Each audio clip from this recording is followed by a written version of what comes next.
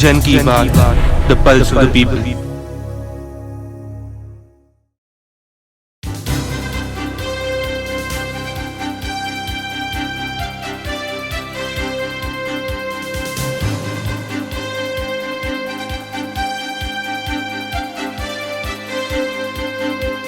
and gentlemen, welcome to Jan Ki Baat. Today in Jan Ki Baat, I am very fortunate to have with me the former High Commissioner of India to Bangladesh, Honorable Shri Pinak Chakravarti ji. So it's a pleasure to have you on the show on Jan Ki Baat. And a lot of individuals out there are talking about the current visit of Sheikh Hasina to India and what are the implications of this visit.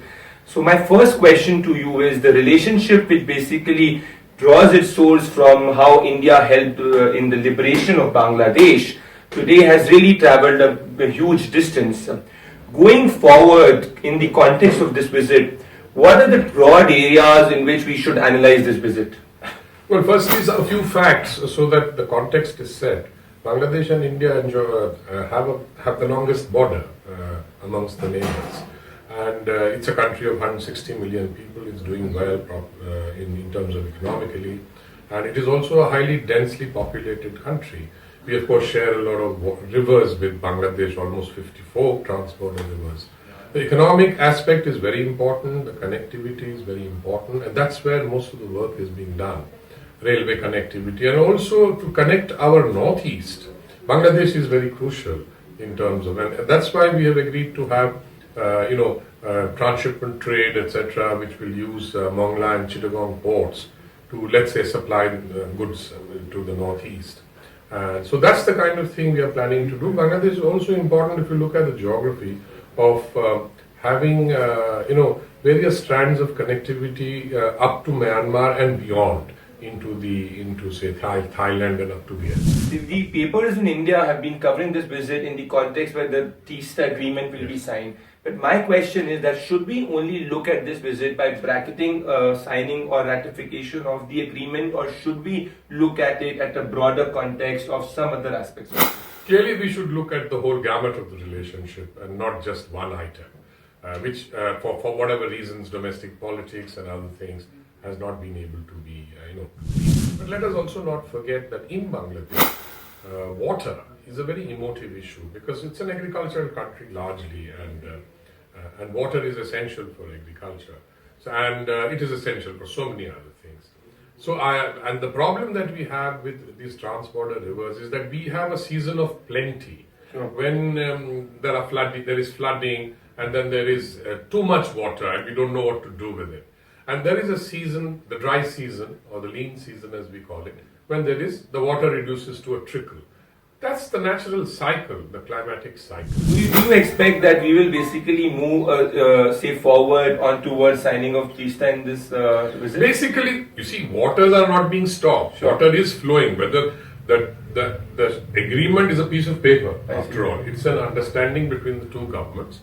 And it gives comfort to the Bangladeshis that, okay, India has agreed to allow so much water to flow into Bangladesh. And I think it also builds trust. Yeah. And naturally it builds trust, because otherwise the feeling, and don't forget, there are enough lobbies in Bangladesh to whip up anti-Indian kind of absolutely.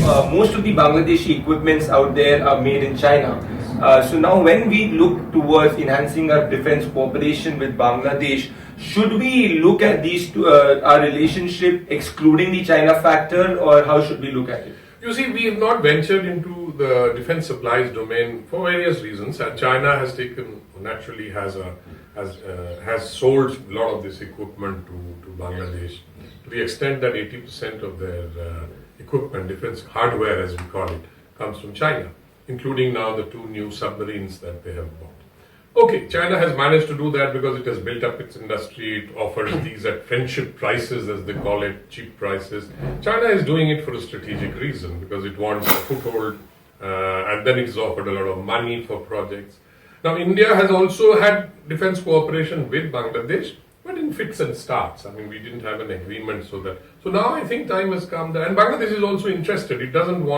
It wants a kind of a... But India does not have a defense industry of the size of China. So what should be our strategy of defense cooperation? Well, we have We have non-lethal stuff, let's say. And there's a huge blue ocean out Yes. there, the maritime cooperation, and I was reading on this and I see the cooperation on that domain really minimal, whether it is even economic cooperation with respect to fisheries or the other aspects, or even in terms of maritime cooperation between the two navies.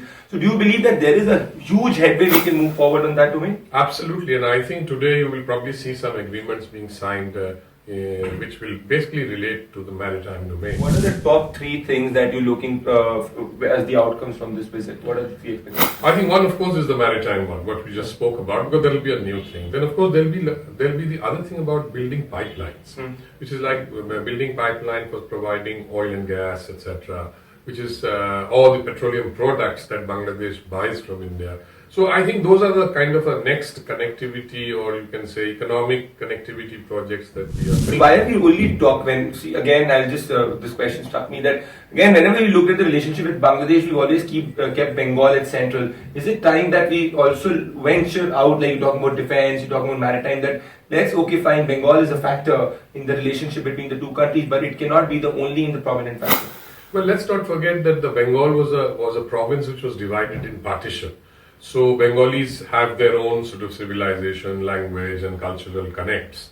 So that is there. That is more at a people-to-people level. But we have sorted out the land boundary. All that is done. Now the next things would be, we'll have to look ahead now. So we'll have to look at railway connectivity, in the railway sector is very important as a means of, as trade grows, railway is one of the best methods of transportation rather than road, because it's much cheaper.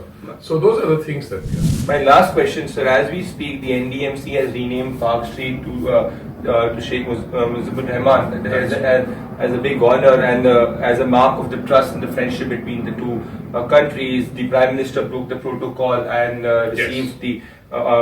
received Sheikh Hasina at the airport. But I was talking to a few diplomats offline, and they were like, there is a huge potential in the relationship which is not explored, and we talk a lot, there is huge expectation which is built from this visit, but somehow on the ground the pace is very slow. You see, yes, sometimes implementation gets bogged down in bureaucratic or lack of funding, for example. I think lack of funding is a major aspect. I mean, after all, you can think of all these projects, but you require funding for it. So you'll have to organize funding. India does provide lines of credit by which Bangladesh buys goods from India, buys locomotives from India, buys buses from India. So that kind of thing goes on. But when you talk about funding, are you also looking at engaging the multilateral institutions like the absolutely. And the other last point I wish to mention is the fact that the two countries should start cooperating on climate change issues. Absolutely. Ladies and gentlemen, that was the exclusive interview out there with the former High Commissioner of India to Bangladesh. It's a pleasure to have you. Thank you.